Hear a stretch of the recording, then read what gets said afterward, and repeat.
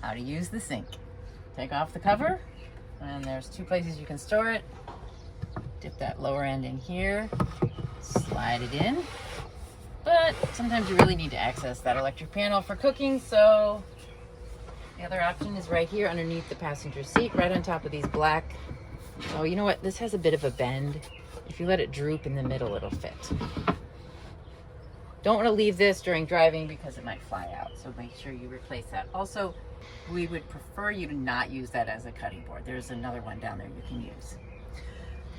So this sink gently pulls up, kind of a tight squeeze, and you'll feel the end of it. That's about as tall as it goes. And this is your on-off. But before you get water, this is the water pump. Click that on, it will light up. If you want to heat some water, maybe you finished cooking and then you want to heat your water before you clean dishes at the end of dinner, switch that down so it's pointing towards the water heater and hit your time.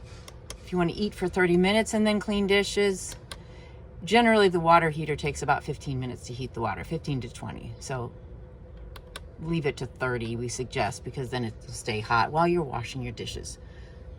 Back to the sink. This is your on-off. If you point it towards the faucet, it's the hot water. This is cold.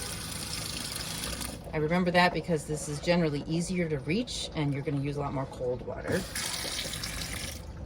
And then if you are so adventurous, you need a different angle, turn it on, squeeze it, and then release it. This is good to know if you're doing an outdoor shower. This will extend about 4+ feet. So you turn that on, if you want medium, not totally hot, and you put it there, and it will stay that way. We'll talk about the shower in another video. A quick note about the drain. This drain, if you turn it all the way to the, twist that to the right, clockwise, that will allow you to fill up the sink with water. If you twist that counterclockwise, it will drain the sink. This comes out.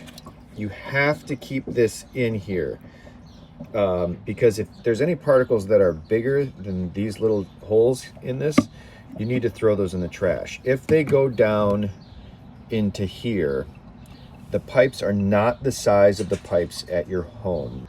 The pipes are only this big, and this is just to show you how small the actual exit hole is.